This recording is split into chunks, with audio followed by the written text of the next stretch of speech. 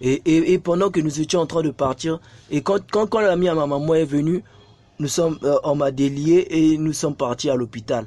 Et pendant que nous étions en train de partir à l'hôpital dans le taxi, je ne faisais que parler de Dieu, je parlais de Dieu. Et lorsque nous sommes arrivés à l'hôpital, lorsque le docteur, le médecin, le docteur m'avait reçu, j'ai commencé à parler avec le docteur. Je commençais à lui parler de Jésus-Christ. Je lui disais, docteur, est-ce que tu sais que Jésus-Christ t'aime? Donc, je parlais maintenant de Jésus partout. Et le docteur me faisait des examens et il a commencé à m'examiner. Il m'a envoyé chez les infirmières et on a pris mon sang, on a commencé à m'examiner. Quand on a pris mon sang, les infirmières avaient peur parce que je les regardais dans les yeux. Et pendant que je les regardais dans les yeux, je leur parlais avec arrogance, avec audace. Je leur parlais toujours du nom de Jésus. Je parlais de Dieu. Je commençais à parler de Dieu comme un fou. Et lorsqu'ils ont pris le sang pour la première fois, ça avait raté. Et ils ont pris le sang pour la deuxième fois. Mais ils avaient peur de moi. Et on m'a gardé à l'hôpital. Et j'avais été gardé à l'hôpital. On m'a interné à l'hôpital. On a commencé à faire des soins. Et avant qu'on puisse me garder, dans l'hôpital, lorsque nous sommes arrivés à l'hôpital, je parlais à ma soeur, je lui disais, je commençais à parler, le monde est sous la manipulation du diable, le monde est dirigé par le diable, le monde est utilisé par le diable est en train de gouverner le monde. J'ai dit, regarde, les téléphones vont sonner. Et quand j'ai dit ça, un de ceux qui étaient là, son téléphone a sonné, il s'est déplacé pour aller causer. Et un autre, le téléphone a encore sonné, il s'est déplacé pour aller causer. J'ai dit, regardez comment est-ce que le téléphone a sonné. Regarde, tu as vu, le téléphone a sonné. Je savais que les téléphones devaient sonner. C'est le diable qui est en train de faire ça, c'est le diable qui est en train de diriger le monde. Mais on me prenait juste pour un fou et j'avais été interné. Et pendant que j'étais interné à l'église, et à l'hôpital, on venait me rendre visite et on m'avait fait beaucoup d'examens, on m'avait donné beaucoup de perfusions. On m'avait donné 12 perfusions, on m'avait mis 12 perfusions. Et quand on m'a mis 12 perfusions, je crois j'avais fait... Et dans cet hôpital, je fis près de 10 jours. Et après avoir pris 12 perfusions, il y avait des frères de l'église qui venaient me rendre, de mon église où je priais, EADC, qui venaient me rendre visite à l'église et à l'hôpital, et des responsables qui venaient me rendre visite à l'hôpital. Il y avait beaucoup de gens qui venaient me rendre visite à l'hôpital, et il y avait des gens qui envoyaient de l'argent, et il y avait vraiment beaucoup de gens qui avaient envoyé de l'argent, et même lorsque nous étions sortis de l'hôpital, il y avait beaucoup d'argent qui était resté. Et lorsque nous sommes sortis, et lorsque nous sommes, après cela, nous sommes sortis de l'hôpital et nous sommes rentrés à la maison. C'était un jour de 29 ou 30 décembre 2011. Parce que je n'avais plus rien dans ma tête. Je retenais des choses, je retenais tout ce qui se passait. Au fait, Dieu avait enlevé en moi toutes les idées, toutes les choses qui étaient dans ma mémoire dans le passé avant ces jours-là. Donc je n'avais que la parole de Dieu dans la tête. J'avais des révélations, j'avais beaucoup de choses que Dieu commençait à me montrer, beaucoup de choses que Dieu me révélait qui étaient sataniques. Donc je commençais maintenant à comprendre le système du monde, comment est-ce que le monde est en train de... Donc je voyais maintenant le monde comme un film qui se déroulait autour de moi. Et lorsque j'avais quitté cet hôpital, un jour de 29 ou 30 décembre 2011, entre ces deux jours, nous sommes rentrés. Et lorsque nous sommes revenus à la maison, ma maman a vu que je m'étais calmé, j'étais devenu un peu normal. En fait, c'était l'effet de ces médicaments-là. Quand je suis revenu, j'étais devenu quand même normal, j'étais maintenant normal, j'étais normal maintenant. Et on est allé au marché, elle m'a acheté une veste. Avec l'argent qu'on avait eu à l'hôpital, elle est allée, elle m'a acheté une veste blanche. Parce qu'à l'époque, j'aimais les vestes. Donc, en fait, à l'époque, avant que toutes ces choses arrivent, vous savez, d'autres personnes croient que être un chrétien, c'est mettre une veste. Être un chrétien, c'est porter une veste. Être un chrétien, c'est s'habiller comme un ministre. Ce n'est pas ça. Dieu a besoin que nous puissions avoir l'Esprit Saint en nous. Jean-Baptiste, comment s'habillait-il? Jésus-Christ portait-il des beaux vêtements? La Bible dit, Jésus a dit, qui êtes-vous allé voir dans le jardin, dans le désert? Un homme vêtu de vêtements précieux. Voici ceux qui portent des vêtements précieux sont dans les maisons des rois. Jésus a pu le dire. Une veste ne fera pas de toi homme de Dieu. Une veste ne va pas faire de toi un enfant de Dieu. C'est le cœur. L'habillement devant Dieu. Il est bien de s'habiller correctement, mais Dieu n'a pas dit quel habit nous devons porter. Il suffit de s'habiller correctement un enfant de Dieu. Ce n'est pas obligatoire de porter des vestes. Et lorsque nous sommes allés au marché, on m'a acheté une veste blanche et j'étais tout content. Nous sommes revenus à la maison. J'ai vu comme si toutes ces choses et tout ce que j'avais vécu, comme si c'était juste des illusions. Et comment cet homme m'avait parlé à l'église, comment est-ce que il m'avait fait vomir du sang, comment est-ce que tout ce que je voyais, comment est-ce que j'avais dit que les téléphones vont sonner, que les téléphones avaient sonné. J'ai vu comme si tout ceci était juste un rêve. Donc c'est comme si j'étais redevenu normal aux yeux des hommes, mais aux yeux de Dieu, j'avais perdu comme si cette connexion-là avec lui.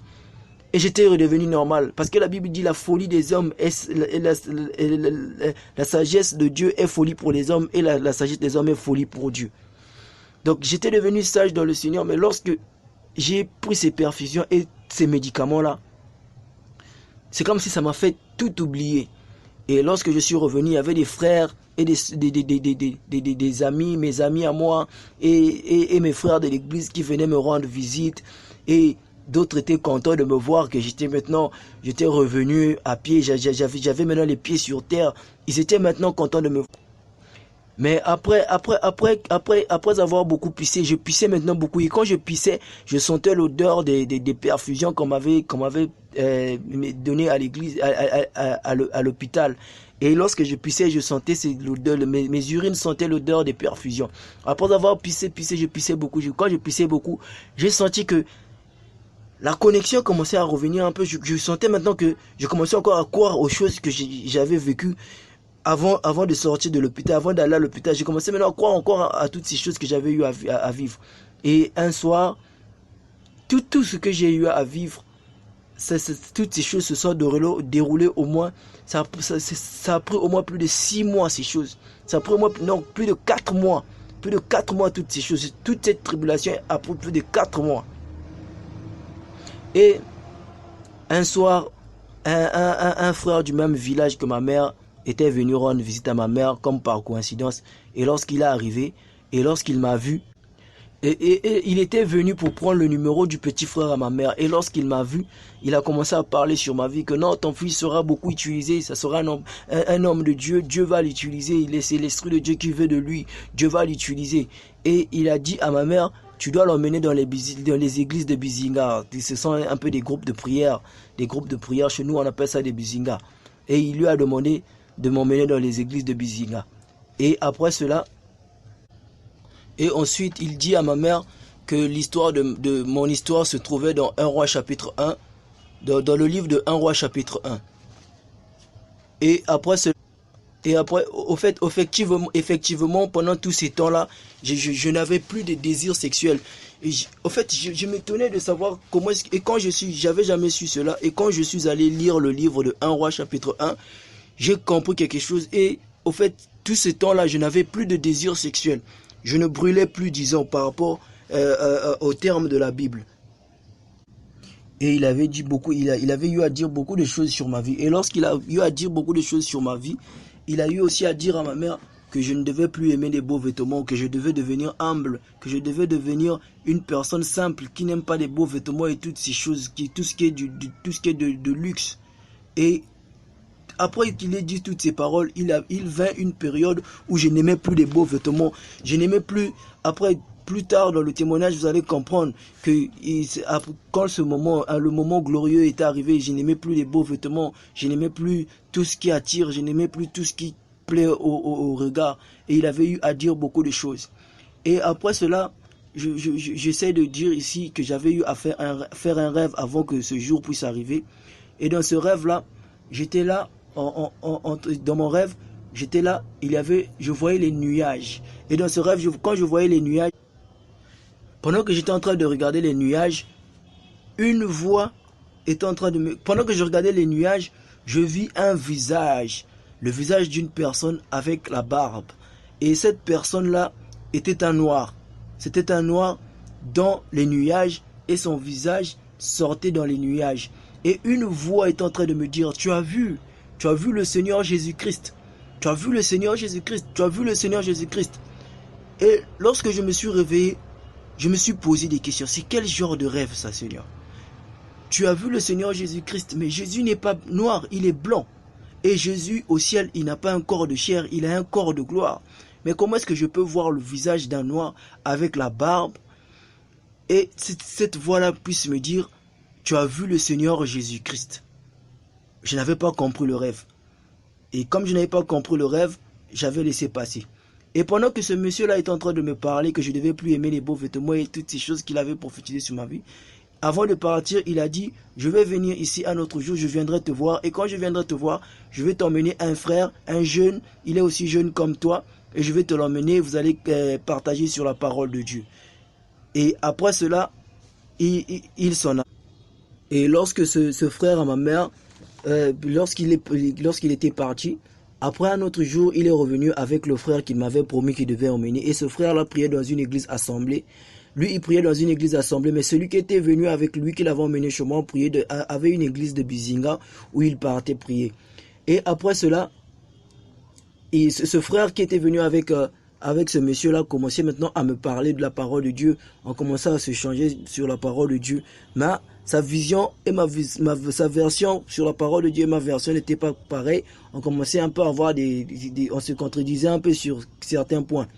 Et après cela, après m'avoir rendu visite, les deux prirent la route et ils s'en allèrent. Et après cela, le frère à ma mère là ne venait plus à la maison, mais le frère qui l'avait emmené avec lui continuait de venir et commençait à venir à la maison pour prier pour moi, et il venait prier pour moi. Et ce frère en question s'appelait le frère Deville. C'est un frère vraiment que j'avais beaucoup aimé, et c'est un frère que j'aime beaucoup, que Dieu avait mis sur mon chemin pour montrer sa gloire au travers de lui. C'est un corps que Dieu a eu à utiliser pour me montrer sa gloire. Et ce frère-là commençait à venir chez moi, il venait prier chez moi, il venait prier pour moi. Et un jour, pendant qu'on était en train, pendant qu'il était venu chez moi, dans la parcelle, on était en train de vidanger les toilettes de la parcelle. Et nous étions allés dans un coin, on était assis, il commençait à me parler, il m'exhortait, il me disait, il faut beaucoup prier, il faut boire beaucoup d'eau, surtout il faut beaucoup prier, il faut te reposer. Et il me donnait beaucoup de conseils sur la parole de Dieu. Et après cela, il venait prier pour moi, de temps en temps, il venait m'exhorter, il venait beaucoup prier pour moi et il venait m'exhorter. Et après cela, avant que ce frère ne vienne chez moi, parce que j'étais sorti de l'hôpital un 29 ou 30 décembre, et quand je suis sorti de l'hôpital, et on est allé au marché, parce que c'était pendant les fêtes, on est allé au marché, ma maman m'a acheté une veste, comme je l'avais dit, parce que c'est une partie que j'ai oubliée, que j'avais sauté, je reviens. On est allé à l'hôpital, et au marché, ma maman m'a acheté une veste, et lorsqu'elle m'a acheté une veste, et les frères qui venaient me rendre visite, et les frères de mon église où je priais avant, le jour du 1er janvier, sont venus à la maison. Ils étaient contents de me voir en bonne forme et que j'étais redevenu normal comme eux ils le disaient. Et ils étaient venus me chercher pour qu'on aille un peu se balader et tout. Et on est allé, on a mangé dans des pâtisseries, et on a pris des photos et toutes ces choses. Et si Dieu le permet, si Dieu le permet, sur la photo qui figure là-dessus, vous verrez. Et ce ne sont pas des histoires inventées, c'est une histoire vraie. Et c'est une histoire que j'ai vécue. Et si vous regardez sur l'image qui est sur la vidéo, je vais mettre des photos, vous allez voir que j'étais avec des frères pendant cette année-là. Pendant ce jour-là de janvier 2012, ce 1er janvier-là 2012. Et après ce jour de fête, c'est là que le frère à ma mère était venu à la maison. Et après cela, il avait emmené le frère Deville chez moi. Et le frère Deville venait prier pour moi. Et quand le frère Deville venait prier pour moi, il venait prier pour moi. Et pendant que lui venait prier pour moi, les frères de mon église où je priais étaient des assemblées de Dieu, les églises des assemblées de Dieu du Congo, de l'aéroport, venaient prier chez moi. C'est comme si je ne gérais plus tout ce qui s'était passé, comment est-ce que ce frère avait imposé sa main sur moi, et qu'ils étaient dans les pratiques occultes et toutes ces choses, je ne gérais plus ça. Et lorsqu'il venait prier pour moi, le frère Deville aussi venait prier pour moi. Et un autre jour, et après cet entretien, après que le Seigneur s'est révélé à moi à travers le corps de ce frère, et j'ai commencé à voir toutes ces choses qu'il m'avait dit s'accomplir. Un jour, la femme à mon grand frère, à notre aîné, est venue à la maison pour voir ma mère. Et lorsqu'elle m'a vu, elle a vu que j'étais dans des problèmes et que ma maman lui a raconté ce qui s'est passé, ce qui se passe avec moi. Et elle a dit à ma maman, elle a conseillé à ma maman de m'emmener dans une église orthodoxe. Et elle lui a dit, emmène-le dans l'église orthodoxe qui se trouve en face de l'hôpital militaire de Pointe-Noire. Ceux qui vivent à Pointe-Noire savent. Je pense que c'est l'église, je sais pas, orthodoxe de Saint Dimitrios, je sais pas comment là, parce que ce nom-là, je n'avais pas vraiment, je gère pas vraiment le nom de cette église-là. Et elle a conseillé à ma mère, non, cet homme traite bien, c'est un prêtre qui traite bien.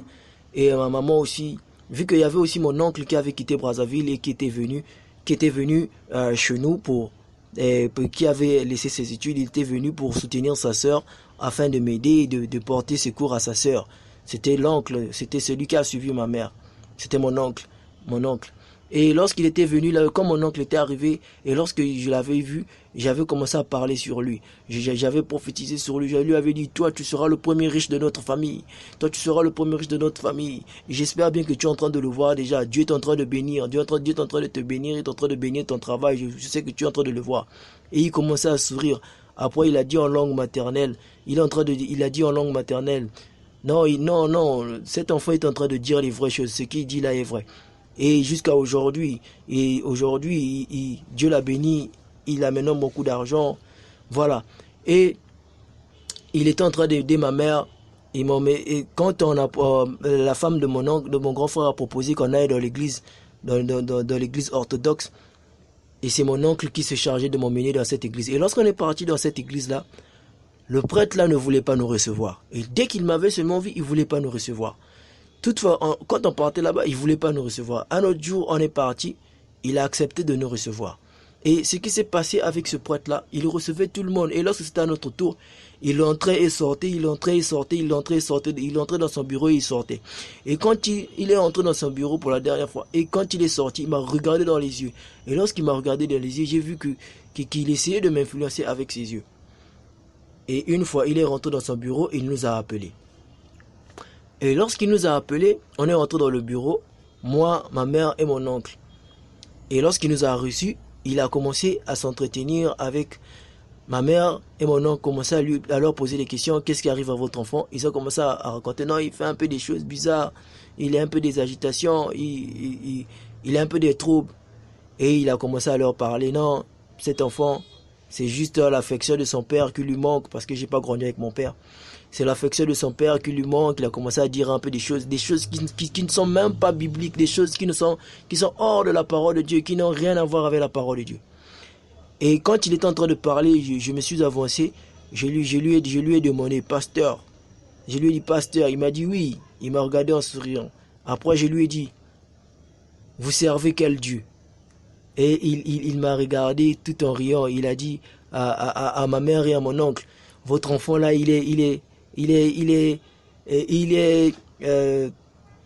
comment je peux le dire, votre enfant là, il est intéressant. Après, il m'a dit, mais il n'y a qu'un seul Dieu. Je lui ai dit, non, il y a plusieurs dieux dans ce monde. Et il m'a dit, mais je sers qu'un seul Dieu, Jésus. Et après cela, il m'a dit, je sens que l'on va s'entendre avec toi. C'était quelque chose genre flatterie. Et moi, je répondais toujours par la grâce de Jésus. Et partout où j'allais, lorsqu'on me parlait quelque chose qui essayait comme si de me glorifier, je disais toujours par la grâce de Jésus. Et j'avais vu cette prophétie-là que le Seigneur m'avait donnée commencer à s'accomplir. Et ce monsieur ne voulait pas vraiment prier pour moi, mais mon oncle et ma mère étaient en train de le supplier de prier pour moi, de prier pour moi. J'étais devenu comme une brebis que l'on mène dans des boucheries. Partout on m'emmenait, on m'emmenait dans beaucoup d'églises, on m'emmenait dans les églises assemblées, dans les églises évangéliques, dans les églises catholiques, orthodoxes et des églises de bizinga, comme on dit, des groupes de prière. J'avais été emmené beaucoup de places sans trouver la délivrance. Aucune de ces églises n'a pu m'apporter la délivrance. Et pendant qu'on le suppliait de prier pour moi, jusqu'à ce qu'il avait accepté de prier pour moi. Je ne sais pas pourquoi il refusait de prier pour moi. Je ne sais pas ce qu'il voyait. Lui seul sait, lui seul est ses pratiques, parce que je le dis, parce que les prêtres orthodoxes sont d'abord des satanistes. C'est la première des choses. La Bible dit que nous devons démasquer les œuvres des ténèbres. Et ce prêtre-là s'appelait le prêtre Maxime. Si je dis les noms aujourd'hui, si je dis son nom, c'est pour que vous puissiez comprendre que ce témoignage est vrai. Et si jamais ce témoignage tombait entre ses mains, lui-même pourra reconnaître. S'il se rappelle, il saura qu'il a déjà eu à avoir un entretien avec un jeune. J'étais tout petit à l'époque. J'étais très jeune à l'époque. Donc, c'est comme ça qu'on m'emmenait dans ces églises-là. Et c'est comme ça qu'on m'emmenait dans beaucoup d'églises. Parce que moi, j'étais catégorique dans les choses du Seigneur. Et lorsque mes parents essayaient de m'emmener quelque part, quand on m'emmenait dans une voie que je sentais que ça allait hors de la volonté de Dieu, j'étais catégorique et je refusais. Mais un frère était venu me voir, et c'est un ami avec qui on avait fréquenté et qui priait aussi dans une église assemblée. Il s'appelait Romaric. Voilà, il s'appelait Romaric Mouksantou Romaric Chedek. Et il était venu me voir, et lorsqu'il était venu me voir, il m'a dit, aujourd'hui, pendant que j'étais au culte, Dieu m'a parlé et il m'a dit de venir te parler sur l'obéissance. Dieu dit que l'obéissance vaut mieux que le sacrifice. Et ce jour, j'étais en jeûne et j'avais compris que le Seigneur qui voulait me parler, c'est le Seigneur qui voulait me parler, de me laisser conduire partout où on devait m'emmener, parce que il a demandé d'obéir à nos parents. Et je me laissais aller et j'acceptais quand mes parents m'emmenaient, même dans une église où je sais que là-bas c'est les pratiques, je partais avec eux parce que mes parents cherchaient ma délivrance. Ils croyaient que la délivrance était entre les mains des hommes. Et moi j'avais foi en Dieu et je savais que la délivrance ne se trouve que entre les mains du Seigneur Jésus-Christ le glorieux. Alléluia. Et c'est comme ça que je me laissais maintenant aller dans les églises. Et une fois maintenant, ma maman m'a pris, elle m'a emmené dans l'église de Bizinga, dans une église de Bizinga, donc église de réveil. Et église, comment on appelle ça déjà, des groupes de prière. Elle m'emmenait dans un groupe de prière, l'église de Bizinga, comme son frère, le frère du même village que elle lui avait dit de m'emmener dans cette église-là. Il lui avait donné le numéro de la femme-là, et de cette femme, c'est ce monsieur-là qui l'avait mis en contact avec cette dame-là de Bizinga. Ce monsieur qui était venu et qui avait prophétisé sur moi que je ne devais plus aimer des beaux vêtements. Et celui qui avait emmené le frère des villes.